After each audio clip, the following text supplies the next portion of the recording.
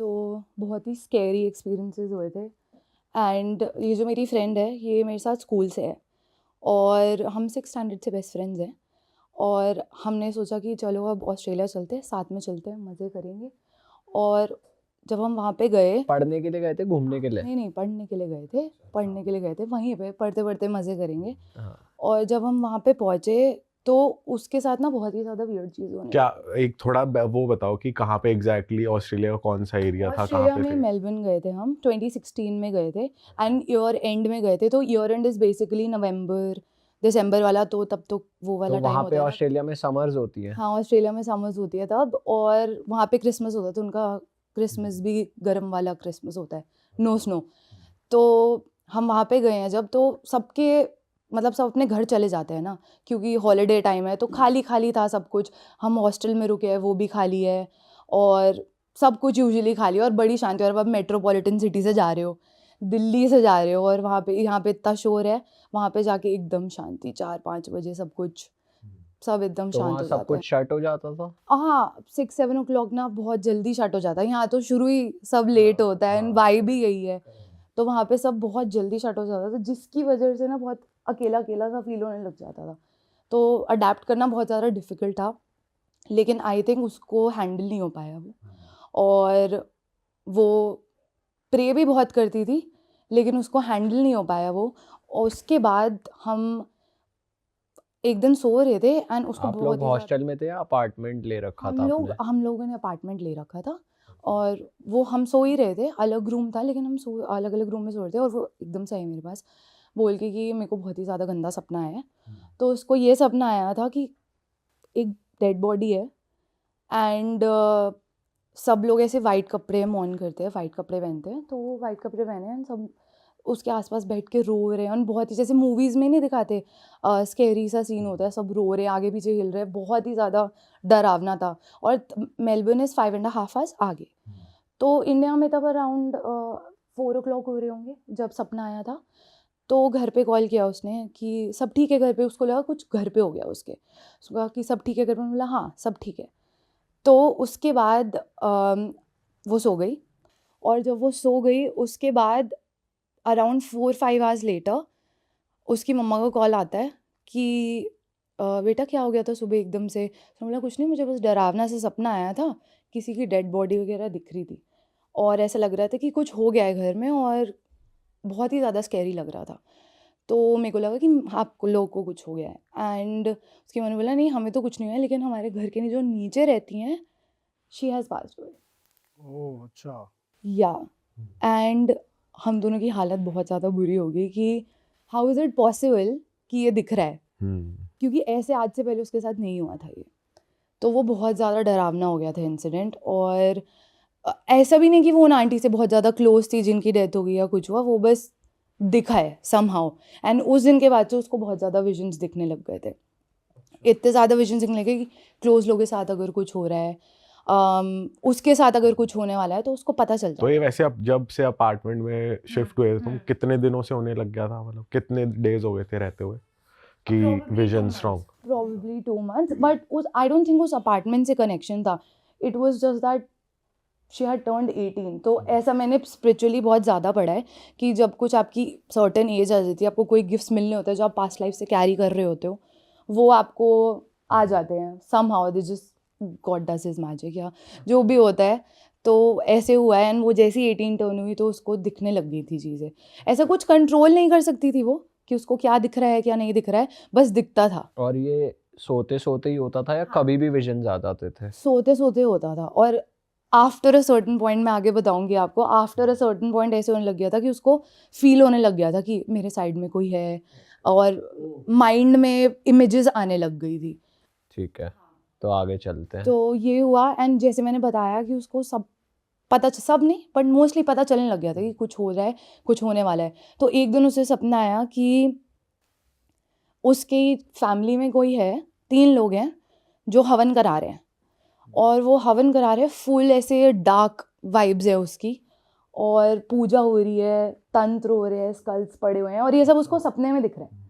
ठीक है, तो हमें तो ये लगता है ना कि सपना है, कोई हॉरर मूवी देख ली होगी, चल कोई नहीं। जब उसने मुझे आके बताया तो मैंने कहा कि नहीं नहीं ये हॉरर मूवी होगी। तो वो बहुत ज़्यादा रो रही थी कि नहीं ये बहुत ज़्यादा रियल फील हो रहा था मुझे, ये सपना नहीं है ऐसा। अब उसको इस पॉइंट तक इतने विजन्स आने लगे थे कि उसको डिफरेंशिएट होने लग गया कि क्या सच है क्या सपना है। तो ये उस टाइम के बाद ये सेकंड टाइम हुई है ये चीज कि उसको दिखा है। हाँ अभी रियलाइज नहीं कर रही कि यार मुझे ना इंट्यूशंस आ जाते हैं स्ट्रॉन्ग, अभी तक रियलाइज नहीं हुआ खुद को। नहीं नहीं बिल्कुल भी रियलाइज नहीं हुआ है, क्योंकि अपने को time अंडर ही हो एस्टिमेट रहा है कर देते हैं हम कभी कभी कि नहीं यार हमें कैसे हो जाएगा।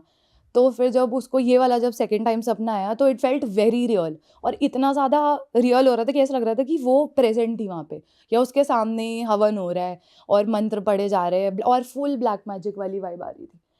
तो जब ब्लैक मैजिक वाली उसने अपने घर पे कॉल किया उठ के, उन्होंने बोला कि मम्मा ऐसे ऐसे हो रहा है मैं क्या करूँ। तो उन्होंने बोला कि कुछ नहीं आप पूजा करो ठीक हो जाएगा। और ठीक है पूजा करने से सब ठीक हो जाता है, तो मैं पूजा करती हूँ और पूजा करी। उसके बाद कुछ ठीक नहीं हुआ है, उसकी तबीयत और ख़राब होने लग गई। थोड़े टाइम बाद उसको दोबारा से सपना आया कि एक तो उसने सोचा कि शायद मैं इस साइड बेड के सो रही हूँ, मैं पोजीशन चेंज कर देती हूँ, ऐसा होता है ना कि मैं पोजीशन चेंज कर देती हूँ शायद इस साइड मुझे बुरा सपना नहीं आएगा। तो उसने जब पोजीशन चेंज करी अपनी सोने की, तो उसको उस रात पे सपना आया जैसे ये बेड है और ये डोर है, ठीक है। तो उस डोर से कोई ब्लैक एकदम कपड़ों में आ रहा है, नो फेस एट ऑल, कोई कपड़ों में आ रहा है, ब्लैक क्लोक, कोई फेस नहीं है उसका। और कमरे में जैसे वो वुडन गोल गोल टेबल्स नहीं होते हैं, वो वुडन गोल टेबल्स है बहुत सारे, उस पर बहुत सारी वुडू डॉल्स हैं, मतलब गिन भी नहीं सकते आप इतनी वुडू डॉल्स हैं। और ऑफरिंग्स नहीं होती, बाल, सिंदूर, चूड़ियाँ, मिठाई, जो आप सोच सकते हो वो स्केरी से स्केरी चीज़ उस उन टेबल्स पे रखी हुई थी एज एन ऑफरिंग। एंड फिर ऐसा है कि वो सो रही है और अंदर आया और उसके पास आया कोई, और वो हिल भी नहीं पा रही है और उसके ऊपर कुछ कुछ तो मंत्र करने लग गया। वो काली चीज। हाँ वो जो भी काली चीज़ थी, उसका कोई फेस नहीं था, कुछ नहीं था, और वो पता चल रहा था उसको कि कुछ तो हो रहा है, क्या हो रहा है असली है बस इतना पता था, और ये सपना नहीं है। ये हुआ है। और उसके बाद फिर वो अगले दिन जब उठी है तो उसने ऑब्वियसली अपने घर पे बोला है। देन अगेन उसकी मम्मा ने आगे पूछा कि ये सब क्यों हो रहा है, ये घर से इतनी दूर है, मुझे नहीं समझ आ रहा कि मैं क्या करूँ। किससे पूछा उनकी मॉम ने? उनके गुरुजी थे, उनके गुरुजी थे, फैमिली गुरु? हाँ जी हाँ जी फैमिली गुरुजी, उनसे पूछा कि मैं क्या करूँ। तो उन्होंने अब अपनी तरफ से प्रे किया, उन्होंने बोला कोई बात नहीं मैं प्रोटेक्ट कर रहा हूँ इसको, इसको कुछ नहीं होएगा।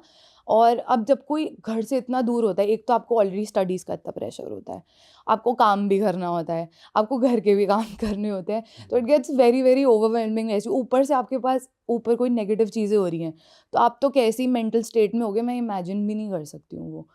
तो वो बहुत ही ज़्यादा डिप्रेस एंड बात कम करने लगी थी, किसी से सोशलाइज नहीं हो रही थी, खाना भी नहीं खा रही थी, कुछ नहीं कर रही थी वो, मतलब और वो रोती रहती थी, सुबह उठती थी, क्लासेस में मिस हो रही थी, कुछ नहीं हो रहा था। तो उसके बाद जब गुरुजी से बात हुई एक दिन, वो प्रोटेक्टेड थी, इतना हो गया था। लेकिन एक दिन आई थिंक थोड़े दिन छोड़ के उसको दोबारा से वो अपनी फ्रेंड से फेस टाइम कर रही थी किसी से, तो उसको सपना आया, सपना नहीं आया सॉरी, उसको आया, ऐसा लग रहा था, फील होने लग गया था ना उसको फील है। एक फ्रेंच विंडो थी हमारे कमरे में, ठीक है। तो फ्रेंच विंडो होती है जिसमें आप बैठ भी सकते हो, है ना, तो उसकी बहुत बड़ी विंडो होती है, तो उसके ब्लाइंड्स खुले हुए थे। तो ऐसा लगा कि कोई बाहर उसके कोई चीज़ है जो खड़ी हुई है, एक्चुअल दिख नहीं रही थी, बस कोई फील हो रहा था खड़ा, and that was half human half animal. और आपने इंडोनेशिया में देखा जैसे उनके मास्क होते हैं, उनके गॉड्स के जैसे मास्क होते हैं, इट्स वेरी, हमने देखा नहीं है पर हम यहाँ फोटो लगा हाँ देंगे फोटो ताकि- लगा देना, मतलब वो हमारे जैसे भगवान होते हैं ना वैसे नहीं होते, वो बड़े मेड अप से लगते हैं, बहुत ही स्कैरी से होते हैं। तो ऐसा लग रहा था कि वो वाला मास्क है, जीभ बहुत लंबी सी है, हाफ ह्यूमन हाफ एनिमल है, 4-5 हाथ पैर है, बहुत ही ज़्यादा ये प्रॉपर दिख रहा है उसको आप? उसको अपने दिमाग में दिख रहा है उस टाइम, और ऐसा नेगेटिव नेगेटिव फील हो रहा है। तो वो कह रही कि मुझे डर लग रहा है, मुझे डर लग रहा है, उसने फ़ोन काट दिया, उसने बोला मुझे डर लग रहा है, अब मैं क्या करूँ। तो वो मेरे पास आई, तो मैंने कहा भाई पूजा कर अभी आप क्या कर सकते हो, भगवान को याद कर सकते हो। तो उसकी मम्मा ने ना उसे साईं बाबा की छोटी सी मूर्ति दी हुई थी, तो उसने बोला कि ठीक है, अगरबत्ती जलाई, जाके प्रे किया कि प्रोटेक्ट करो, पता नहीं क्या हो रहा है but whatever, give me the strength to deal with it. उसके बाद उसी रात को again she told me the next day, उसी रात को she had a dream that she was sleeping and वो पूजा करके सो गई, एक पीस ऑफ माइंड मिल जाता है ना आपको। तो वो पूजा करके सो गई, उसके बाद उसको ऐसा फील हुआ कि उसको कोई उठा रहा है और हवा में, एंड वो एस्ट्रो प्रोजेक्ट होगी। एस्ट्रो प्रोजेक्ट होता है जब आप अपने आप को सोते हुए देख सकते हो और आप क्या हो रहा है ना, एस्ट्रल ट्रैवल कर हाँ, लिया, एस्ट्रल बॉडी ट्रैवल ने जो होता सोल है, छोड़ दी। हाँ, बॉडी ने सोल छोड़ दी। कितना स्केरी होता है ये कि बॉडी ने सोल, आपको दिख रहा है आप सो रहे हो, एकदम पीसफुली सो रहे हो, लेकिन आपकी सोल की हालत बुरी हो रखी है क्योंकि वो हवा में लेविटेट होती जा रही है। और ऐसा लग रहा था वो जो नेगेटिव एनर्जी है ना, उसने उसको उठा रही है हवा में। और वो जो मूर्ति है साईं बाबा जी की, उसके पास ले गई, उसको कह रही है इसको लात मार, इसको लात मार। अरे अब वो फुल फाइटर मोड में, नहीं मारूंगी, नहीं मारूंगी, क्योंकि हम तो मानते हैं हम प्रोटेक्टेड हैं, तो नहीं मारूंगी, नहीं मारूंगी, ऐसे कर करके वो नेक्स्ट डे जब उठी है तो सपने में तो उसको याद नहीं है कि उसने याद मारी है, जो एस्ट्रल प्रोजेक्ट हुआ है उसमें उसने लात मारी है। लेकिन जब वो अगले दिन उठी है तो वो मूर्ति हैवी थी, वो मूर्ति गिरी हुई थी। कैसे गिरी थी हमें आज तक नहीं पता है, बट वो मूर्ति गिरी हुई थी। और फिर वो बहुत ही ज़्यादा लो रहने लगी, उसकी तबीयत ख़राब रहने लगी, बहुत ही अर्ली एज पे उसको थायराइड हो गया। गुरुजी से जब बात हुई थी वैसे तो उन्होंने कुछ बताया नहीं कि क्या हुआ अब है? मैं यही, हाँ, मैं इसी पे आई थी। नहीं, गुरुजी बताते नहीं, वो बस प्रोटेक्ट कर देते हैं। आई थिंक उनका कुछ होता होगा कि हम ज़्यादा डिस्कस नहीं करेंगे, बट हम आपको प्रोटेक्ट कर देंगे। But the craziest thing is कि जब ये उसके साथ हो रहा था, पैरेलली उसकी मम्मा के साथ यहाँ पे जब उसको बुरा सपना आता था और उसके साथ ऐसा लगता था कि कोई तो ब्लैक मैजिक करे, जैसे मैंने आपको बताया ना कि क्लोक में आया है जिसका फेस नहीं है, उसी दिन उसकी मम्मा अपने ऑफिस में थी, हाथ धोने गई अपने, और उनके हाथ पे ब्लड था, आउट ऑफ नोवेयर। ना कोई कट है ना नो, कुछ है। नो कट्स, ओ भाई आउट साहब। ऑफ नोवेयर वहां पे उनके हाथ पे कट था। और वो भी ऐसे देख रही कि ये हुआ क्या है मेरे साथ। कोई भी कंफ्यूज हो जाए कि आपके बैठे बैठे कैसे कट लग गया, कट नहीं लगा था, सॉरी, ब्लड आ गया। कहाँ से ब्लड आ गया उनका, चलो पता नहीं, लग गया होगा, हाथ धो दिए, ठीक है। फिर उसके बाद जब उसको वाला सपना आया था जब एस्ट्रो प्रोजेक्ट कर रही थी वो, तो उस टाइम वो दोबारा से उसकी मम्मा घर पे थी अपने, कोई आसपास कोई नहीं है, कोई चीज़ नहीं है जिससे लग जाए। उनके कपड़ों पे एकदम से ऐसा है कि ब्लड के स्प्लैशेस है। वो मतलब ऐसा हो रहा है कि आए हुए हैं तब दिख रहे हैं या आंखों के आगे वो हाँ, आंखों के आगे, आंखों, इमर्ज हो रहे हैं हाँ, आंखों के आगे मर्ज हो रहे हैं। वो? ओ भाई और वो साहब। अकेले है, मेरे को गूज़बम्स आ रहे हैं बताते हुए भी, क्योंकि ये बहुत स्कैरी हो बट जाता है। उसकी मॉम उसको उस टाइम नहीं बता रही थी नहीं, जब वो उन्होंने अपनी कुछ प्रॉब्लम नहीं शेयर करती थी। एग्जैक्टली, क्योंकि आप बच्चे की क्या ही हालत खराब करोगे जो घर से दूर बैठा हुआ है ना, तो आप क्या ही बोल दोगे उसको। तो वो कुछ नहीं बता रही थी उसको, और बस वो डील कर रही थी अपना, और वो अपने दोस्तों से शेयर कर रही थी उसकी मम्मा की मेरे पैर पे बैठे बैठे कपड़ों में कैसे ब्लड आ गया है यहाँ पे। तो फिर उन्होंने सेम दोबारा से जाके गुरुजी को बोला कि कुछ ठीक नहीं हो रहा है, आप प्लीज़ दोबारा से देखो, कुछ चीज़ है जो कि बहुत पावरफुल है और ये रुक ही नहीं रही है, ये रुक ही नहीं रही है। वो परेशान हो रही है, उसकी तबीयत ख़राब हो रही है, मेरे ऊपर भी सारे ब्लड के स्टेन्स आ रहे हैं। तो उन्होंने बोला कि ठीक है, मैं देखता हूँ। और जब उन्होंने देखा कि क्या हुआ है, तो बेसिकली ही सेड कि किसी ने तो आपके नाम की और आपकी बेटी के नाम की बलि दी है सॉरी बोलने के लिए। अच्छा। मेरे हाथ काँप रहे बताते हुए, बिकॉज़ मेरे को भी नहीं पता था ऐसा होता है, ठीक है, कि सॉरी बोलने के लिए भी आप बलि दे रहे हो। मुझे तो पता था कि पॉसेस कर रहे होते हैं ना, तब बलि देते हैं, यूजुअली तो ऐसा ही होता है। तो उन्होंने बोला कि किसी ने आपसे अपोलोजाइज़ करने के लिए, क्योंकि ये चीज़ें हो रही हैं, क्या पता उनको पता चल गया हो कि इसको भी पता चल रहा है कि कौन कर रहा है, क्योंकि उसको शक्लें दिख रही थी वो हवन में कि ये कौन कर रहा है। तो उन्होंने सॉरी बोलने के लिए बलि दी, और वो जब बलि दी, जब जिस टाइम बलि दी, उस टाइम उनके पैर पे सारे निशान आ गए थे खून के। अच्छा, मतलब बलि उसकी मॉम की और उस लड़की की दी थी या नहीं, उनके लिए दी थी? उनके लिए उनको सॉरी apologize, बोलने हाँ, के लिए अपोलोजाइज करने के लिए। किसकी बलि दी? एनिमल की या किस? हाँ, एनिमल की बलि दी होगी। बट वो जो ब्लड के स्प्लैशेस निकले थे, जिन्होंने भी ब्लैक मैजिक करवा रहे थे, वो जो ब्लड के स्प्लैशेस उस टाइम आए, वो सारे स्प्लैशेस उनके कपड़ों पे आए। अब वो जो हाथ पे आया था वो भी उसका ही था। वो नहीं पता क्या था। वो तो कट ही लग गया था ना नहीं, कट नहीं लगा था, बस ब्लड था, अच्छा। बस रैंडम ब्लड था। और गुरुजी ये नहीं बता रहे कौन कर, उन्हें पता, गुरुजी को पता चल गया हाँ, होगा। उस लड़की को तो पता ही था ना कौन कर रहा है, उस क्योंकि दिख गया था ना सपने में।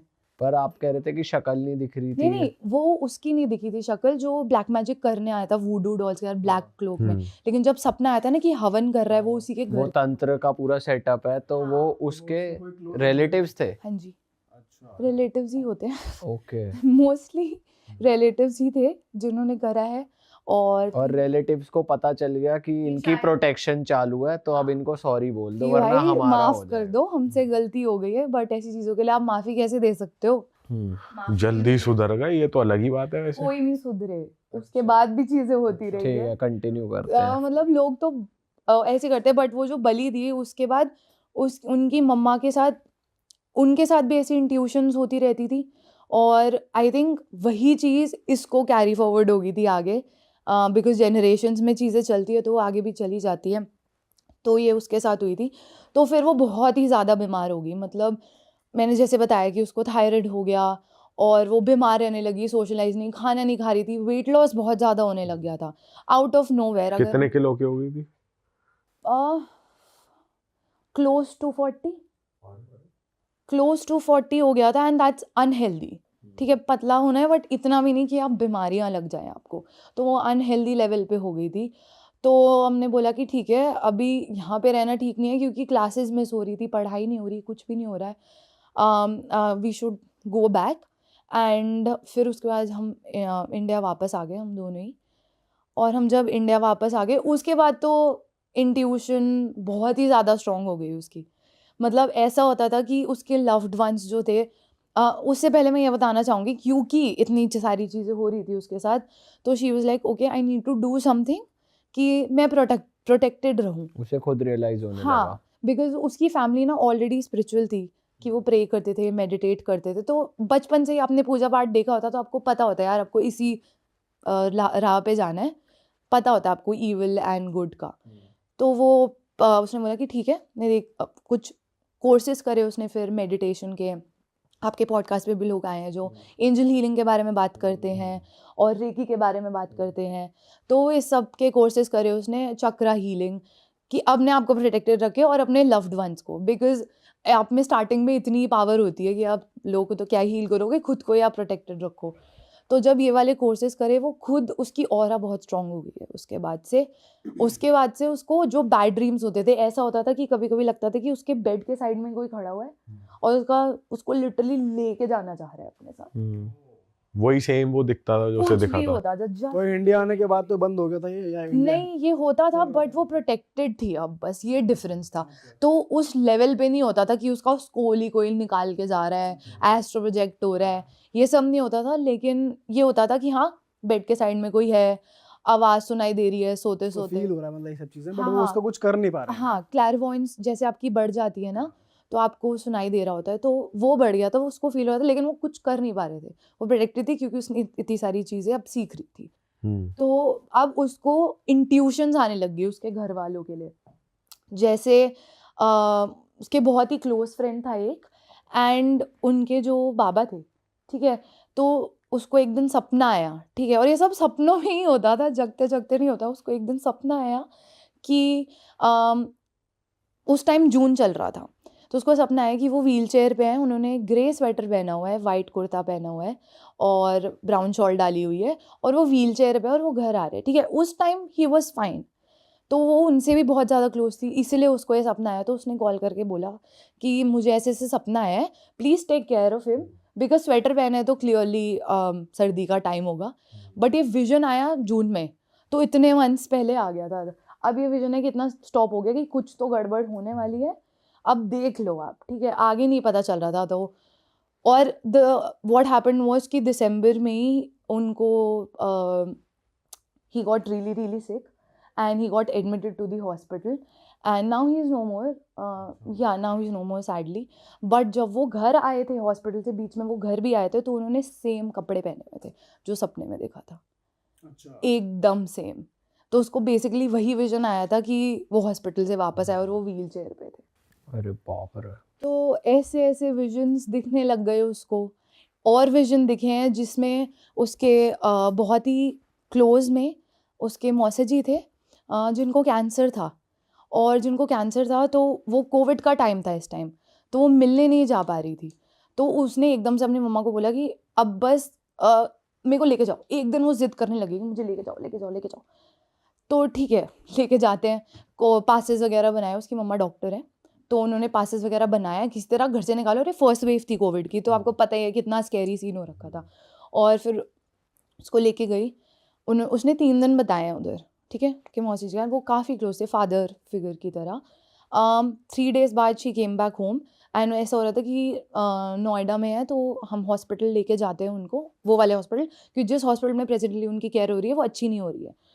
तो वो वापस आ गई 3 दिन स्पेंड करके, और उसके बाद सुबह के 4 बजे जिस दिन वो वापस आई, उस दिन उसकी मम्मा ने सुबह उठाया दैट ही इज़ नो मोर। मतलब ऐसा हो रहा था कि कट टू कट हो रहा था, उसको पता चल रहा था कि कुछ तो गड़बड़ हो रही है। 3 दिन बचे, 3 दिन स्पेंड किए and he is no more now.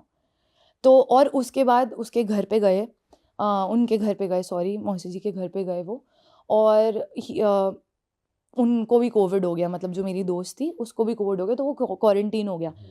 And वहाँ पे सबको क्वारंटीन में, आप बाहर भी नहीं निकल सके, तब तो 14-15 डेज़ का क्वारंटीन होता था। तो हम जैसी वहाँ पे थे, हम लोग रिचुअल्स कर रहे थे जैसे ही, तो उसको उसी रात को सपना आया कि जो उसके मौसा जी है, he is fighting basically with the god. Like you have to believe me for my word now, कि वर्ड टू वर्ड उसने यही बताया कि उसको सपना आया that he is fighting with Yamraj बोलो, गॉड बोलो, एक गोल्डन सा गेट दिखा है उसको। ही इज़ फाइटिंग कि जो मेरा भाई है, उनके जो एक छोटे भाई थे, he was very very sick, मतलब वो अपने आप को खड़ा भी नहीं रख पाते थे, वो बहुत सिक थे। तो मेरा जो भाई है, मुझे मेरे साथ चाहिए, मेरे साथ चाहिए, एंड ही वॉज फाइटिंग कि मेरा भाई मुझे साथ चाहिए, he is not fit to stay on earth any मोर।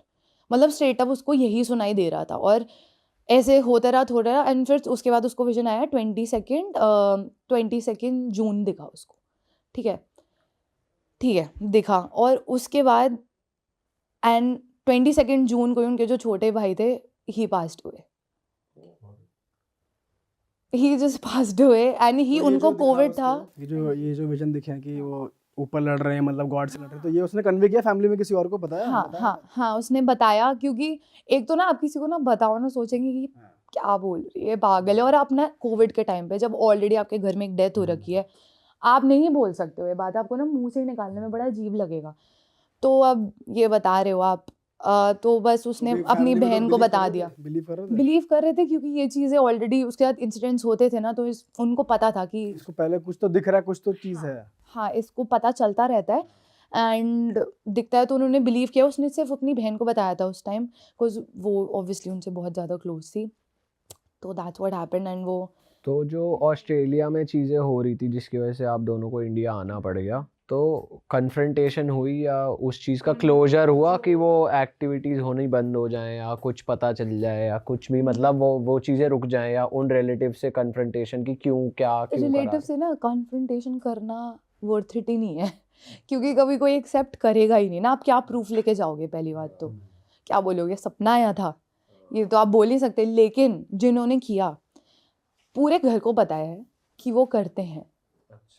तो मतलब ऐसा भी नहीं था कि किसी को प्रूफ करने की ज़रूरत है, पता था कि करते हैं ये। बट आपकी फ्रेंड की फैमिली ने ये मेक श्योर करा कि अपना प्रोटेक्शन करो, बस वो तो जो कर रहे हो उनका कुछ नहीं कर। बिकॉज आप किसी के कर्म अपने सर पे नहीं ले सकते हो, और कोई बुरा कर रहा है ना, वो उसके ऊपर है। उनके साथ भी हुआ था कुछ गलत, जैसे वो कर रहे थे साइमल्टेनियसली, उनके साथ भी कुछ हुआ हो? उनकी लाइफ कभी स्टेबल चली नहीं है, क्योंकि कोई किसी के साथ जब बुरा करता है ना, तो कभी उसके साथ वो घूम के ही आता है, हमेशा आता है। तो उनकी लाइफ में हमेशा अप्स एंड डाउन्स रहे हैं, आपस में घर में लड़ाइयाँ रही हैं, बहुत ज़्यादा डिस्कम्फर्ट रहा है, बहुत ही ज़्यादा रहा है। एक पॉइंट के बाद ना उनकी फैमिली ने, जो मेरी फ्रेंड की फैमिली है, उन्होंने कट ऑफ कर दिया उस फैमिली से। कोई ऑब्वियसली आप ऐसे लोगों के साथ नहीं रहना चाहोगे, तो मतलब अपने घर में बुलाना बंद कर दिया, ऐसे कर दिया कि नहीं, जस्ट लाइक दूर रहो, दूर से ही हाय हेलो करो बस। एंड एक और चीज़ हुई थी, if it's okay I can tell, उसका बहुत गंदा एक्सीडेंट हुआ आपकी फ्रेंड का? हाँ जी, उसका जब ये इंडिया वापस आ गई, उसका बहुत गंदा एक्सीडेंट हुआ है। और क्या हुआ था एक्सीडेंट में? हाँ, मैं बताती हूँ। हमने ना पढ़ा है, हम दोनों ही बहुत स्पिरिचुअल है, तो हमने ये पढ़ा है कि आपको ना लाइफ में, पूरी आपकी लाइफ जितनी भी लाइफ स्पैन है, उसमें आपको 5 एग्जिट पॉइंट्स मिलते हैं। अच्छा ठीक है, ये बहुत ही ज़्यादा माइंड ब्लोइंग था मेरे लिए भी। तो 5 एग्जिट पॉइंट्स मिलते हैं आपको एट डिफरेंट स्टेजेस ऑफ ये कहाँ पढ़ लिया? Just in books bridge. Hmm.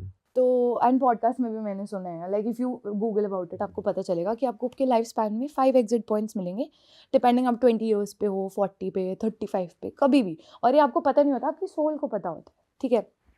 तो शी बिलीव्स कि वो जो एक्सीडेंट था वो उसका एक एग्जिट पॉइंट था, ठीक है। अब आप ये प्रिडिक्ट नहीं कर सकते हो कि आपका अभी नेक्स्ट मोमेंट एग्जिट पॉइंट आने वाला है। तो वो कारी में है, चला रहे गाड़ी, वो बैठी हुई थी पीछे, गाड़ी चल रही है एंड एकदम से उसका एक्सीडेंट हो जाता है। एंड उस एक्सीडेंट होने से 5 नहीं, of not even 5, like 2 minutes पहले she is calling up her mom and saying मम्मा, मतलब फ़ोन नहीं उठाया उन्होंने, तो all she was calling to tell was मम्मा I love you and I miss you. कौन करता है ये? जब आप लोग बाहर अपने दोस्तों के साथ हो, कौन आई love you I miss you बोलने के लिए अपनी मम्मा को फ़ोन करेगा? तो उन्होंने फ़ोन नहीं उठाया, तो उसने ना टेक्स्ट डाल दिया, आई love you I miss you. और जैसे ही वो टेक्स्ट गया ना, उसके 5 सेकेंड्स या 10 सेकेंड्स के अंदर एक्सीडेंट हो गया। और I am still in shock कि ये हुआ। एंड वो इतना गंदा एक्सीडेंट हुआ कि वो कार ख़त्म है, ठीक है, उसके खुद के हाथ पे फ्रैक्चर है, उसके मुंह पे पूरे शीशे टूट के निशान, मुंह छिल चुका है। उस टाइम एक्सीडेंट आपका सर भिड़ता है, चक्कर आता है, मतलब it's a very very bad accident, और दूसरी गाड़ी से लगी है। तो मतलब वो बची कैसे नहीं पता। आई थिंक कुछ और लोग सब बचे, सब बच गए? गाड़ी में थे, हाँ बच गए, सब बच गए, बट कैसे बचे नहीं पता, बिकॉज गाड़ी ख़त्म थी, गाड़ी ख़त्म थी। एंड आई थिंक ये प्रोटेक्शन का ही वो होता है, जो आप इतना प्रे करते हो, और आपके लव वंस की प्रेयर का ही होता है कि आप प्रोटेक्टेड रहते हो। नहीं तो वो डेफिनेटली एक एग्जिट पॉइंट था, क्योंकि एग्जिट पॉइंट में एक ये चीज़ भी होती है कि जब आपने घर से निकल रहे होते हो ना, आप फुल होते हो कि यार आज तो मैं अच्छे से तैयार होके जाऊँगा, आज तो मैं परफ्यूम लगाता हूँ, नए कपड़े पहनता हूँ, मतलब होता है ना कुछ ऐसे। ऐसा सुना है। हाँ हाँ हाँ। तो कुछ फुल्ली आप ऐसे कोई नई लाइफ के लिए जैसे जा रहे होते हो ना, तो वैसे हो जाता है। एंड वो फुल रेडी होके गई हुई थी, ये चीज़ पता नहीं कहीं जा रही है, नॉर्मल एक कॉन्सर्ट में जा रहे थे, तो ऐसा कुछ था नहीं एक्स्ट्रा रेडी होने वाला। तो हाँ, उसका अभी क्या स्टेट है वैसे आपकी दोस्त का? अब वो अभी कुछ चीज़ें होती हैं उनके साथ, इंट्यूशंस आते हैं अभी? इंट्यूशंस तो उस टाइम के बाद बंद ही नहीं हुए हैं। अब I think it's a life long उन्होंने वैसे पता किया है कि ऐसा क्यों हो रहा है? मतलब ठीक है, आपने बोला पहले से आई है, गिफ्टेड है, बट वैसे टेक्निकली किसी से पूछा उन्होंने कि ऐसा क्यों हो रहा है? उन्होंने जिससे गुरुजी से पूछा, तो उन्होंने यही बोला है कि गिफ्ट है। उसकी मम्मा मानती है कर्स है, क्योंकि उसकी मम्मा को भी दिखता है, तो कहती है मुझे नहीं देखना है, लेकिन उस मेरी फ्रेंड को जब दिखता है तो she is like it's a blessing. मेरे माइंड में एक क्वेश्चन आ रहा है, इससे पहले हम आगे बढ़े। आपने ऑफ द कैमरा एक शब्द बोला था, सच्चा अघोरी। तो what is the difference between Aghori या फिर झूठा अघोरी, या अघोरी जो आपने बोला सच्चा अघोरी, क्या होते हैं वो? बहुत ही सुंदर प्रश्न है, क्योंकि आज की तारीख में हम ये डिफ्रेंशिएट नहीं कर पाते कि वास्तव में सन्यासी, वास्तव में अघोरी, संत, योगी, महात्मा कौन होता है, और जो कमर्शियल योगी महात्मा होता है वो कौन होता है। तो एक सबसे बड़ा लक्षण, सबसे बड़ा आप कह सकते हैं कि रूपक यही होता है कि जो कोई वास्तव में अघोरी रहता है, जिनके पास सीधा ईश्वर के साथ एक अनुसंधान करने की शक्ति होती है, सिद्धि होती है, वो उतना ज़्यादा जनता के बीच में, लोगों के बीच में नहीं आते। उनका जो एक स्थान रहता है वो बहुत ही ज़्यादा गुप्त जगहों पे रहता है। उनका ये नहीं रहता कि वो बाहर आके अपनी सिद्धियों का, अपनी शक्तियों का प्रदर्शन करें। तो सबसे पहला लक्षण ही यही होता है एक वास्तविक सन्यासी का, वास्तविक अघोरी का, चाहे वो तांत्रिक आप कह ले, योगी कह ले, महायोगी कह ले, महात्मा कह ले, नागा साधु कह ले, कोई भी आप नाम उन्हें दे दे, जो वास्तव में अध्यात्म के पंथ के ऊपर, अध्यात्म के मार्ग के ऊपर चल रहा है, और जिनका उद्देश्य किसी के पास से कुछ लूटना या फिर किसी के पास से कुछ भी प्राप्त करना नहीं है, सिर्फ़ और सिर्फ समाज को प्रदान करना है, कुछ देना है, वो कभी कुछ अपेक्षा नहीं रखेगा, आशा नहीं रखेगा किसी से कुछ प्राप्त करने की। हमारे यहाँ पे बहुत ही सुंदर बात कही गई है अघोरी के बारे में, खप्पर में खावे और जो शमशान में लेटे, उसका वचन ब्रह्मा भी न मेटे।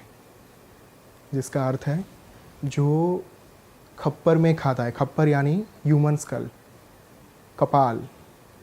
जो कपाल में खाता है, जो शमशान में सोता है, अगर ऊपर से स्वयं ब्रह्मा आके भी कुछ कह दे, लेकिन अगर अघोरी ने आशीर्वाद दिया है तो स्वयं ब्रह्मा भी उनका वचन, उनका जो उनके मुख से निकले हुए शब्द हैं, उनका जो विधान है, उसे टाल नहीं सकते।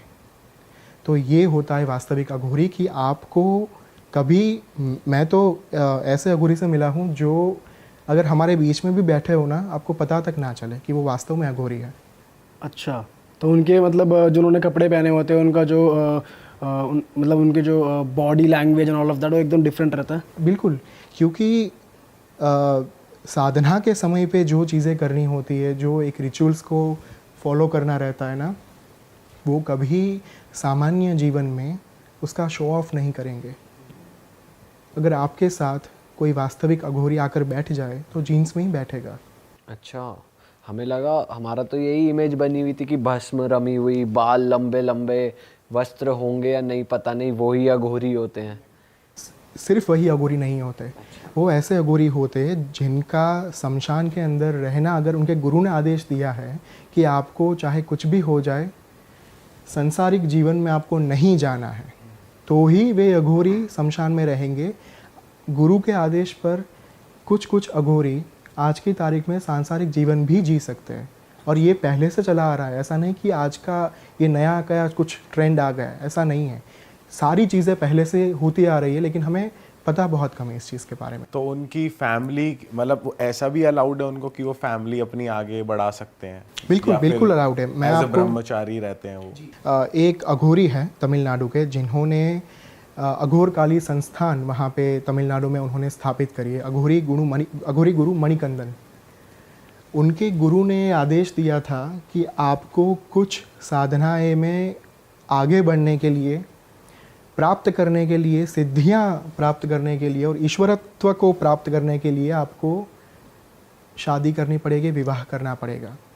तो उन्होंने, उनके जो अघोर संस्थान में उनके ही गुरु के द्वारा जो एक सूचन किया गया था, बोला गया था, वही स्त्री के साथ, वही नारी के साथ उन्होंने विवाह किया, और वो अघोरी आज की तारीख में भी ज़िंदा है। आप उनको through internet, through Google explore कर सकते हो, और अघोर संस्थान के वो पीठाधिपति हैं तमिलनाडु के।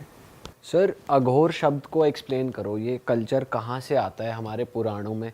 एक तरफ तो क्योंकि हम लोगों का जो इंटरेक्शन ज़्यादा मंदिरों में जाके पंडितों से पूजा कराना, या कुछ अगर हमें चाहिए तो हम भगवान से या मंदिरों में पूजा कराते हैं, रुद्राभिषेक करते हैं, हमारी नॉलेज यहीं तक है। अघोर कल्चर कहाँ से आता है?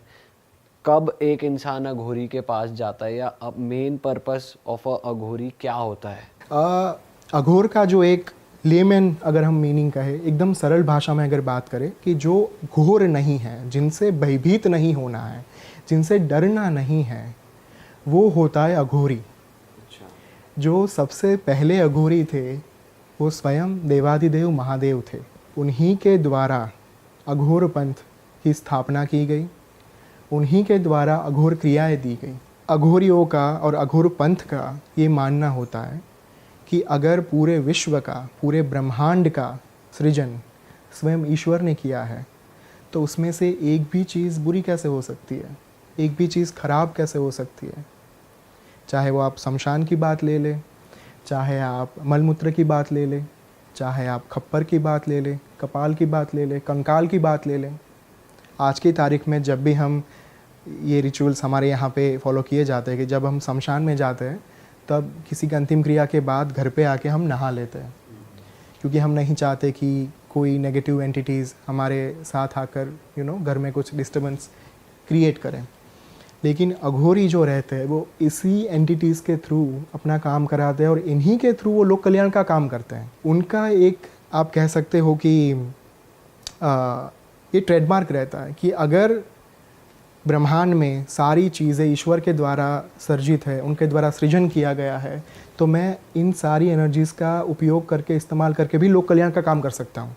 तो जो एनर्जीज़ को हम नेगेटिव मानते हैं, जो ऊर्जा को हम नकारात्मक मानते हैं, उन्हीं सारी चीज़ों को वो पॉजिटिव मानते हैं। और शमशान जो होता है ना, वो ब्रह्मांड खप्पर की उपमा उन्हें दी गई है। ब्रह्मांड खप्पर यानी ह्यूमन स्कल। सबसे पहली बात ये, खप्पर में खाना, खप्पर में ही आप सारी चीज़ें, पानी पीना, उनका ये रिचुअल क्यों रहता है? क्योंकि आप काफ़ी सालों से, अभी तो आधुनिक विज्ञान जो हमारा है वो ये चीज़ कह रहा है कि पूरा जो ह्यूमन माइंड है, हम उसको कभी डिटेल में नहीं समझ पाएंगे, एक्सप्लोर नहीं कर पा रहे हैं, क्योंकि जितना ज़्यादा उसमें घुसते जा रहे हैं हम, नई नई चीज़ें बाहर आती जा रही है। हम इतने ज़्यादा नए डायमेंशंस को एक्सप्लोर कर रहे हैं ह्यूमन माइंड के, कि इतने सालों से उसको समझने की कोशिश होने के बावजूद नहीं समझ पा रहे हैं। इसीलिए जो ह्यूमन माइंड जो होता है वो किसके अंदर होता है? खप्पर के अंदर, स्कल के अंदर। और स्कल अगर जिस चीज़ को अपने अंदर समेट के बैठा हुआ है, जिसका कनेक्शन आप ईश्वर के साथ कर पा रहे हो, हम कहते हैं ना कि इन्होंने सिद्धि प्राप्त की, इन्होंने शक्तियाँ प्राप्त की। वो कैसे प्राप्त करते हैं? अपने मन को, अपने दिमाग को, अपने ह्यूमन माइंड को इवॉल्व करके, थ्रू साधना, थ्रू वेरियस रिचुअल्स। तो अगर दिमाग ना हो, अगर मन आपके पास ना हो, अगर ये माइंड आपके पास ना हो, तो सिद्धियों का प्राप्त होना इम्पॉसिबल है। तो आदिकाल से दिमाग को, ह्यूमन माइंड को सिद्धियों का सोर्स माना गया है, कि अगर आप उसे ट्रेन कर पा रहे हो तो आप कुछ भी प्राप्त कर पाओगे। और इसी वजह से खप्पर में उनको ये सोर्स मानते हैं कि अगर हम इनमें खाएंगे, अगर हम इनमें ही पिएंगे सारी चीज़ें, तो हमें वो प्राप्त होगा जो स्वयं महादेव के द्वारा बोला गया है। तो ये जो पूरा एक था वो ब्रीफ था कि अघोर पंथ क्या है। और जो एक शुरुआत में मैंने एक मंत्र बोला कि अघोरेभ्यो अथ घोरेभ्यो घोर घोरतरेभ्यः सर्वेभ्यः सर्वशर्वेभ्यो नमस्ते अस्तु रुद्र रूपेभ्यः। ये जो मंत्र है वो अघोर पंथ का one of the most important मंत्र माने जाते हैं, जिसका अर्थ ये होता है कि जो घोर है, जो अघोर है, जो घोरतर से भी घोर है, मतलब घोर के भी बियॉन्ड है। घोर मतलब एक्सट्रीम घोर आप मान सकते हो, जो आपके अंदर डर पैदा करे, जो भय पैदा करे, यू नो। तो जो घोर भी है, जो अघोर भी है, और जो घोरतर से भी घोर है, बियॉन्ड एवरीथिंग, वैसे महादेव को, वे महादेव के, रुद्र के जो जितने भी स्वरूप हैं, उन सारे स्वरूपों को मैं नमन करता हूँ। और ये माना जाता है कि जब भी आप इस मंत्र का उच्चारण पूरे हृदय के साथ, आस्था के साथ, श्रद्धा के साथ करें, तब अगर आपके ऊपर या फिर आपके आसपास कोई भी नेगेटिव एनर्जीज प्रवर्तमान है, विद्यमान है, तो उसे दूर करा जा सकता है। इसीलिए आदिकाल से इस मंत्र का बहुत ही ज़्यादा महत्व है। तो ये अघोर के बारे में थोड़ा जो शॉर्ट टाइम में हम बता पा रहे हैं, वही ये चीज़ है। हाँ, तो भाई पॉडकास्ट को आगे बढ़ाने से पहले मैं आप लोगों से ज़रा थोड़ी अपनी ऐप के बारे में बात कर लेता हूँ, रियल 11। यहाँ पे आपको बहुत इजी क्वेश्चंस के आंसर देने हैं और आप जीत सकते हो लाखों में दबादब पैसा। अब जैसे आपको पता है कि भाई इंग्लैंड और आयरलैंड का पहला ओडीआई मैच होने वाला है, तो यहाँ बहुत आसान सवाल का जवाब दो कि भाई जैसे कि मैच आयरलैंड जीतेगी या फिर इंग्लैंड, और यहाँ पे अपने हिसाब से स्लॉट और अमाउंट सेलेक्ट करो और बनाओ दबादब पैसा। डिस्क्रिप्शन में लिंक है भाई, जरूर डाउनलोड कर लेना। हर एक व्यूअर से कह रहा हूँ दबादब पैसा बनाओ यहाँ जाके, ठीक है। चलो अब बातों को आगे बढ़ाते हैं। एक बार ये भी बताओ कि अघोरीज की बात हो रही है, तो इनके पास कुछ स्पेसिफिक इतने मंत्र जाप करते हैं, वो इतनी साधना करते हैं, तो कुछ स्पेसिफिक पावर्स भी उनके पास आती हैं, और अगर आती हैं तो किस तरह की आती हैं, मतलब किस लेवल तक वो अपने माइंड को ले जा सकते हैं, थोड़ा वो बताओ। किस्सा मैं शेयर करना चाहता हूँ आपके साथ, जो गुजरात के एक इंसान का था। उनका नाम था मोहनलाल अग्रवाल, और गुजरात में ही मैं पला बड़ा, और उन्हीं के साथ, उन्हीं के ज्ञान की कृपा से आज मैं ये चीज़ आपको बता पा रहा हूँ। वो एक ऐसे अघोरी के संपर्क में आए थे जिन्होंने अघोर क्रियाओं के थ्रू अपना प्रतिशोध लिया था। मूल घटना ये थी, प्रतिशोध मतलब बदला, रिवेंज।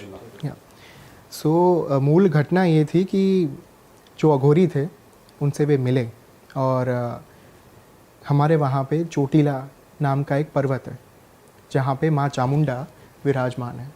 माँ चामुंडा आदि पराशक्ति का एक स्वरूप है, जो दैत्यों के सामने, जिन्होंने चंड और मुंड का वध किया था। तो वहाँ का जो एक क्षेत्र है ना, जो प्रदेश है, वो बहुत ही ज़्यादा सिद्ध क्षेत्र माना जाता है। ऐसा ही एक क्षेत्र वहाँ पे है गिरनार, और गिरनार पे स्वयं भगवान दत्तात्रेय विराजमान है। भगवान दत्तात्रेय को ब्रह्मा, विष्णु और महेश तीनों का अवतार माना जाता है। 3 चोटी है वहाँ पे, 3 शिखर आप कह सकते हो, जहाँ पे एक शिखर पे, एक चोटी पे स्वयं भगवान दत्तात्रेय, दूसरे शिखर पे बाबा कीनाराम, जो हमारे यहाँ के भारत के आज से 400 साल पहले के महानतम अघोरी हो चुके, उनका एक शिखर, और जो तीसरा शिखर है वो है स्वयं गुरु गोरखनाथ का।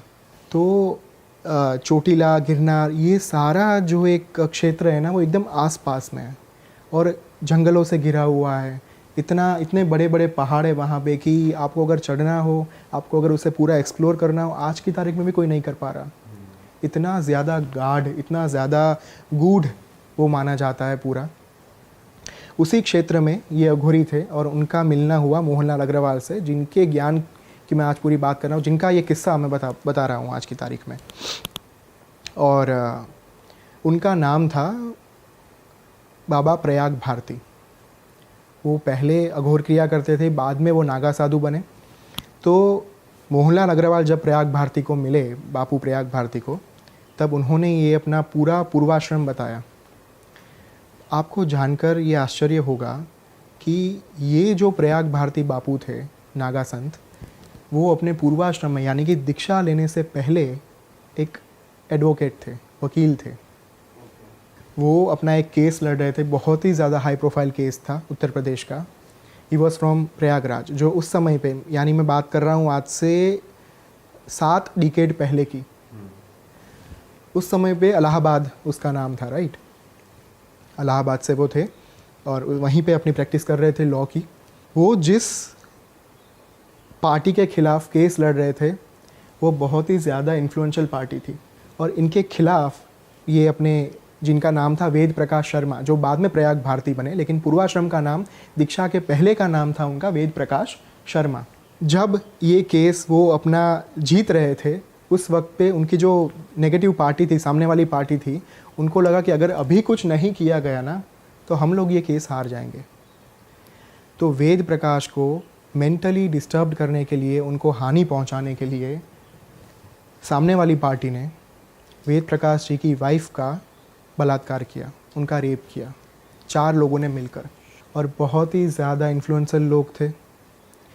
उनकी पत्नी का जिस तरीके से, जिस हैवानियत के साथ रेप किया गया ना, वो मैं यहाँ पे बता तक नहीं सकता। इस घटना के थोड़े ही दिनों में उनकी पत्नी ने सुसाइड कर लिया, और 2 बच्चे थे उनके। वेद प्रकाश जी को लगा कि शायद मैं लीगली जीत पाऊँगा। उन्होंने कोर्ट में जाकर सारी चीज़ें लड़ने की कोशिश की, लेकिन कुछ सिचुएशंस की वजह से, और जैसे आज की तारीख में भी कुछ इन्फ्लुएंसर लोग पैसे के माध्यम से, ऐसी चीज़ों के माध्यम से जीत जाता है केस, वैसे ही उस समय के इलाहाबाद में ये लोग जीत गए। वेद प्रकाश के अंदर प्रतिशोध की अग्नि, रिवेंज का जो भाव था, बदले का भाव था, वो इतना प्रबल था, इतना ज़्यादा इंटेंस था कि उन्हें कुछ भी करके बदला चाहिए था। उन्होंने ये तरीका अपनाया कि मैं तंत्र विद्या का उस माध्यम के ज़रिए मैं बदला लूँगा। उनके एक पहचानने वाले थे, कामाक्षी, मतलब कामाख्या मंदिर जो है आसाम गुवाहाटी में, वहाँ पे उनके एक पहचानने वाले रहते थे जो तंत्र क्रिया करते थे। वे उनके पास गए, वेद प्रकाश शर्मा, और कहा कि मुझे तंत्र सिखाओ, मुझे उग्र विद्याएँ सीखनी है जिनके माध्यम से मैं प्रतिशोध ले पाऊँ। उन्होंने कहा कि मेरे गुरु हैं, आप उनके पास जाइए, नीलांचल पर्वत में, यानी कि कामाख्या के आसपास एक क्षेत्र में उनके गुरु रहते थे। तो वेद प्रकाश जी उनके पास गए और पूछा कि क्या आप मुझे सिखाएंगे तंत्र विद्याएँ? मुझे ऐसी विद्या आप सिखाओ जिनके माध्यम से मैं प्रतिशोध ले पाऊँ, और वो जो इंसान है, वो जो 4 लोग हैं, वो सिर्फ इस जीवन में ही नहीं, वो जब प्रेत योनि में जाए, जब उनका देह त्याग हो जाए, उसके बाद भी उनको पीड़ा हो। मुझे इतना ज़्यादा इंटेंस बदला चाहिए। तो उन्होंने पूछा कि आप श्योर हो कि आपको ये करना है, क्योंकि आप जिस मार्ग के ऊपर जा रहे हो वहाँ से कोई कमबैक नहीं है, फिर आप वापस नहीं आ पाओगे। एक बार अगर आपने चलना शुरू कर दिया तो बात ख़त्म। उन्होंने कहा कि चाहे कुछ भी हो जाए, मुझे चलना है, आप मुझे सिखाओ। एक दिन डिसाइड हुआ, एक दिन तय हुआ जहाँ पे जो उनके गुरु थे वे उनको दीक्षा देने वाले थे, मंत्र दीक्षा। उनका नाम था उदयनाथ जी, गुरु का नाम। और शमशान में जब वो गए तब वो जो शमशान था ना वो इतना ज़्यादा, वहाँ पे कोई चिता नहीं जलती थी, तो शमशान की जो एक पहचान होती है ना वो काफ़ी समय से लुप्त हो चुकी थी वहाँ पे। तो उसे वापस से शमशान के तौर पर स्थापित करना ज़रूरी था।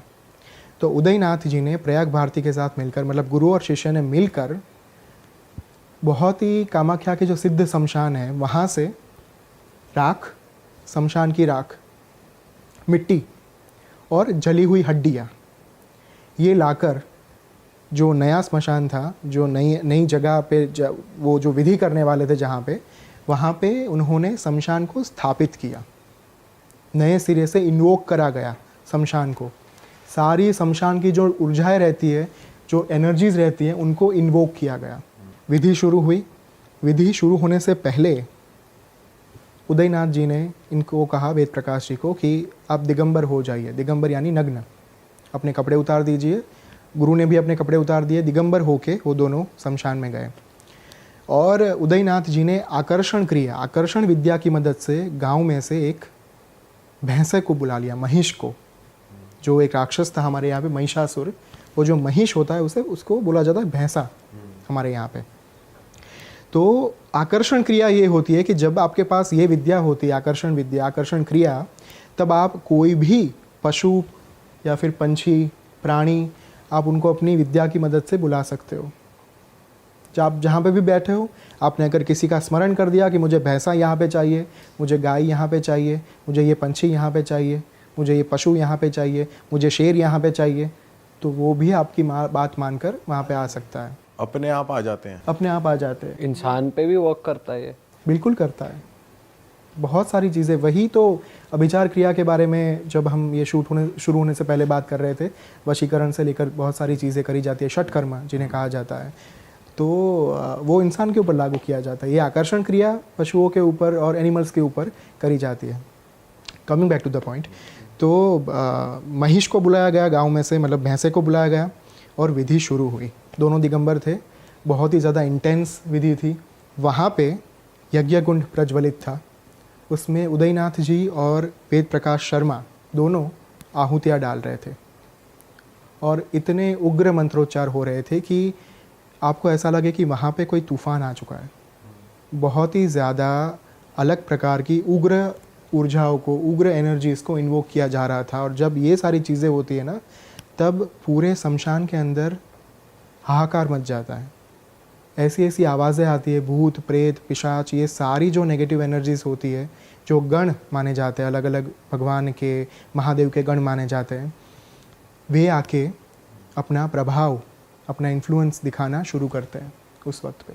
हुआ ये कि ये सारी चीज़ें शुरू हुई और उदयनाथ जी ने प्रयाग भारती को, यानी उनका जो पूर्वाश्रम का नाम था वेद प्रकाश शर्मा, उनको रोक दिया कि आप आहुति रोक दो, अब मैं आहुति देता हूँ सिर्फ। और उन्होंने विधि शुरू होने से पहले एक तीक्ष्ण खड्ग यानी तलवार वहाँ पे रखी थी बलि के हेतु। जब उदयनाथ जी ने आहुति देना शुरू किया, तब वो आहुति इतना ज़्यादा उग्र होती गई कि अचानक से वेद प्रकाश शर्मा के बॉडी के अंदर उसे ऐसा लगने लगा कि जैसे कोई बहुत ही ज़्यादा इलेक्ट्रिक शॉक उसे लग रहा हो, बिजली का झटका उसे लग रहा हो। इस तरीके का पूरा उसको फील आने लगा इंटेंसिटी के साथ। और वो अपने जगह के ऊपर से खड़ा हुआ बंदा, और खड़े होने के बाद उसने अपना जो खड्ग था वो हाथ में लिया।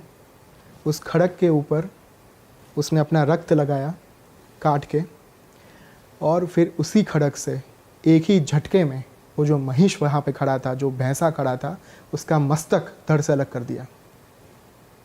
और वो जो मस्तक उसने अलग किया, वो गिरकर चंड भैरव की वहाँ पे स्थापना की गई थी। चंड भैरव अष्ट क्षेत्रपाल, हमारे जो 8 भैरव हैं उनमें से एक भैरव है जिनका नाम चंड भैरव। 8 भैरव के बारे में भी बता सकते हो आप? हाँ, बिल्कुल। असितांग भैरव, उन्मत्त भैरव, चंड भैरव, कपाली भैरव, पूरे 8 तरीके के भैरव होते हैं जिनका जिनका इन्वोकेशन करा जाता है क्षेत्रपाल यानी कि गार्डियन के तौर पर, कुछ डिवाइन एंटिटीज़ को गार्ड करने के लिए। फॉर एग्जांपल कामाख्या जो क्षेत्र है, माँ कामाख्या, उनके जो क्षेत्रपाल है वो उमानंद भैरव है। फिर हमारे जो काशी विश्वनाथ है वहाँ पे काल भैरव उस क्षेत्र की रक्षा कर रहे हैं। तो जहाँ पे भी ज्योतिर्लिंग है, जहाँ पे भी माँ डिवाइन एंटिटीज़ की स्थापना की गई है, वहाँ पे हमेशा अष्ट क्षेत्रपाल को, क्षेत्रपाल यानी कि भैरव के एक स्वरूप को स्थापित किया जाता है as a god, as a guardian, divine guardian. तो ये चीज़ें हुई और जो मस्तक काटा था वो काट के गिरा पूरा चंड भैरव के आसन के पास, जो उन्होंने पूरा विधि के समय पे चंड भैरव को आह्वान देने के लिए, उनको इन्वोक करने के लिए वहाँ पे स्थापित किया था। मस्तक वहाँ पे गिरा और सारी चीज़ें हो गई। उसके बाद वो जो उदयनाथ जी थे, गुरु उनके, उन्होंने खड़े होकर अपने शिष्य को, वेद प्रकाश शर्मा को, उस मस्तक के ऊपर बैठाया। उन्होंने अपना हाथ रखा उनके मस्तक के ऊपर और मंत्र की दीक्षा दी। जो चंड भैरव का जो मंत्र रहता है, मैं यहाँ पे नहीं बोलूँगा क्योंकि गुप्त माना जाता है वो चीज़, तो उनकी दीक्षा दी गई मंत्र की। और ये कहा गया कि आपको अगले 3 महीने तक चंड भैरव की साधना करनी है, तीव्र तंत्र साधना, उग्र तंत्र साधना। और तब से उनका नाम हुआ बालकनाथ। प्रयाग भारती बाद में पड़ा।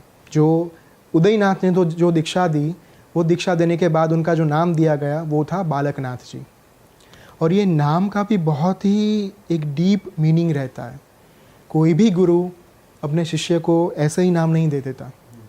उनके जो ग्रह नक्षत्र रहते हैं, उनके जो जन्म के नक्षत्र रहते हैं, उनकी जो कुंडली होती है, उनका एक अकड़म चक्र रहता है जिसके ऊपर से पूरा नाम और कौन सी साधना आपके लिए फलीभूत होंगी, कौन सी सिद्धियां आपको प्राप्त हो सकती है, कौन से मंत्र का जाप करने से, ये चीज़ों का ज्ञान आपको एक पूरा गुरु उसका एक इवोल्यूशन करता है। और वो जब वो एक आप कह सकते हैं कि वो जांच ख़त्म हो जाए, उसके बाद गुरु तय करता है कि इसको कौन सा नाम दिया जाए। तो उदयनाथ जी ने उनको नाम दिया बालकनाथ। अब वेद प्रकाश शर्मा बन चुके हैं बालकनाथ। ठीक है, उनको बोला गया कि चंड भैरव की साधना शुरू करो। पूरी विधि विधान के साथ पूरा बताया गया। थोड़े ही दिनों में उन्होंने चंड भैरव की साधना शुरू की। वो साधना के दौरान 10 दिन तक सभी चीज़ें सही चली, एकदम ठीक चली। 10 दिन तक कोई प्रॉब्लम नहीं आ रही थी, कुछ नहीं था। अचानक से 11वां दिन के बाद उनका स्पाइन दुखना शुरू हो चुका था। वो बैठ नहीं पा रहे थे, कुछ नहीं कर पा रहे थे, लेकिन फिर भी उन्होंने अपनी साधना रोकी नहीं। जैसे जैसे दिन आगे बढ़ते गए वैसे वैसे साधना उग्र होती जा रही थी, तीव्र होती जा रही थी।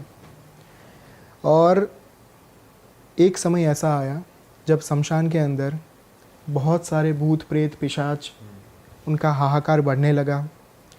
जब वो रात में साधना करते थे उस वक्त पे उनको आवाज़ें सुनाई देती थी, बिजलियाँ कड़कने लगती थी।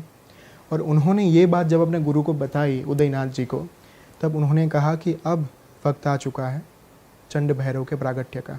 आप कल तैयार रहना, चंड भैरव को आप नैवेद्य देना होगा आपको।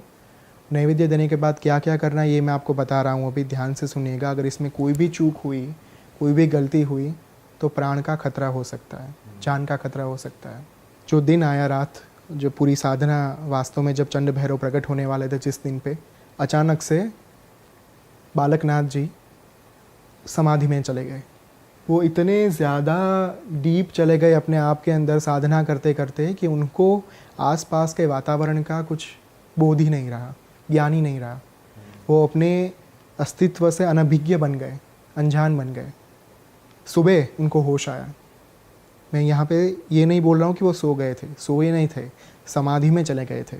सुबह वो जब समाधि में से बाहर आए तब उनको बहुत पछतावा हुआ कि मेरे पास सिर्फ एक मौका था मेरा बदला लेने का और मैं वो भी चूक गया। बिलक बिलक कर रोने लगे। उदयनाथ जी, उनके गुरु, शमशान में आए और देख लिया उन्होंने, पता चल गया कि ये पूरी विधि जो थी वो निष्फल साबित हुई है। उन्होंने कहा, उदयनाथ जी ने कहा कि कोई बात नहीं, मैं समझ सकता हूँ कि ये चीज़ें होती है आपके साथ। अगर आप चाहते हो तो आपके बदले मैं उनसे प्रतिशोध ले लेता हूँ, मैं ही उनको ख़त्म कर डालता हूँ। और ये चीज़ बालकनाथ के स्वमान के ऊपर असर कर गई, उनके ईगो को लग गई। उन्होंने कहा कि अब चाहे कुछ भी हो जाए गुरुजी, अब करूँगा तो मैं अपना बदला स्वयं लूँगा। आज रात या तो मेरी जान जाएगी या मैं चंड भैरव को सिद्ध करूँगा। गुरु ने बोला तथास्तु। फिर से रात आई और चीज़ें शुरू हुई, साधना शुरू हुई। गुरु ने क्रियाएं बोली थी कि जब बाबा प्रकट हो उस समय पे क्या क्या चीज़ें करनी है, कैसे करनी है, उनको नैवेद्य भोग के साथ धराना है पूरा। ये चीज़ें हुई। अब बीच रात मतलब मध्य रात्रि तक सारी चीज़ें चली और अचानक से जो भैंसे का मस्तक था जिसके ऊपर ये सारी क्रियाएं करी जा रही थी, उसमें से धुआं निकलने लगा। चंड भैरव के प्रागट्य का समय आ चुका था और धीरे धीरे धीरे जैसे मंत्र जाप आगे बढ़ते गए, थोड़ी ही क्षणों में भैरव प्रकट हो गए। चंड भैरव उग्र स्वरूप, एक हाथ में खड़ग, दूसरे हाथ में कपाल खप्पर। और कोई सामान्य इंसान, कोई व्यक्ति उन्हें देखे तो देखते ही मर जाए, इतना तीव्र, उग्र और विकराल भयावह स्वरूप था उनका। क्योंकि 3 प्रकार की साधनाएं होती है, सात्विक, राजसिक और तामसिक। काफ़ी लोग अपनी प्रकृति के अनुसार साधना का चयन करते हैं। तंत्र में जैसे दक्षिणाचार तंत्र, वामाचार तंत्र होते हैं, वैसे ही साधनाएं भी अलग अलग प्रकार की करी जाती हैं। तो उसमें से आपकी जो प्रकृति, आपके गुरु को पता लगती है कि ये प्रकृति के इंसान को इस प्रकार की साधना कर सकते हैं। काफ़ी लोग, जब मैं ये बातें करता हूँ तब बुरा मान जाते हैं कि आप भगवान को ऐसे क्यों पोर्ट्रे कर रहे हो, भगवान तो वात्सल्यपूर्ण होते हैं, ममतापूर्ण होते हैं, वो कभी अपने बच्चे को डराते नहीं हैं, वो माता पिता के स्थान पर होते हैं। लेकिन हमें ये समझना चाहिए कि जब हम उग्र स्वरूप की बात कर रहे हैं तब उग्र स्वरूप वात्सल्यपूर्ण नहीं है, वो तामसिक ही होंगे, क्योंकि आपने साधना तामसिक तरीके से ही की है। तो ये पॉसिबल ही नहीं है कि आप तामसिक स्वरूप से ये एक्सपेक्ट कर पाओ कि ये आकर मेरा सिर पुचकारेंगे। पॉसिबल ही नहीं है ये चीज़।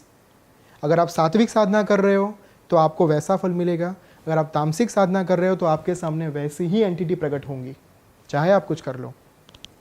चंड भैरव का प्रागट्य हुआ और उन्होंने अपने एक हाथ में अपना हाथ काट कर उसमें लविंग रख दिया।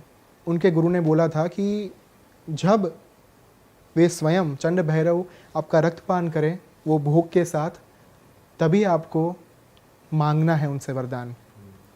तो भगवान ने भोग ग्रहण किया, उनके रक्त से भीगा हुआ जो सिनेमन था वो उन्होंने ग्रहण कर लिया, खा लिया, रक्तपान कर लिया।